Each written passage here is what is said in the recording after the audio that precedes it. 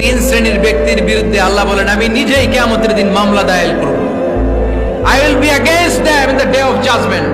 Three categories of people I will be against them in the day of judgment.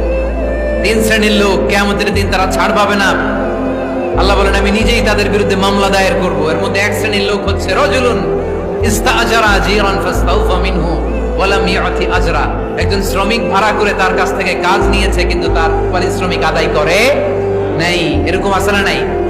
দাপট দেখায় ইউনিভার্সিটির canteen গুলোতে, ইউনিভার্সিটির ক্যান্টিনে যে খায় মাগার বিল দেয় না, এরকম টাকায় যাসরা নাই। চায়ের দোকানে চা খায় আগে পরে দিমু বিল দেয় না, আছে না নাই? দোকানে যে পণ্য কিনে বিল দেয় না পরে দিমু, আছে না নাই? কিয়ামতের দিন আল্লাহ তোরে মাস্তানি ছুটাবে, চিল্লা এখন ঠিক কিনা? আনা খাসমুহুম, আমি নিজেই তাদের বিরুদ্ধে মামলা দায়ের করব। কথাটা কার? আল্লাহ। এজন্য বিশ্বনবী বললেন খবরদার, মেহনতি মানুষ, খেটে খাওয়া মানুষ, এদের দোয়া কবুল হয়ে যায়। আতুল আজিরা আজরাহু ক্বাবলা আন ইয়াজিফা আরাকুহু। খবরদার, বিশ্বনবী বললেন শ্রমিকের ঘাম শুকিয়ে যাওয়ার আগে তাদের পারিশ্রমিক মিটিয়ে দাও। বিশ্বনবীর বিখ্যাত হাদিস, আতুল আজিরা আজরাহু ক্বাবলা আন ইয়াজিফা আরাকুহু।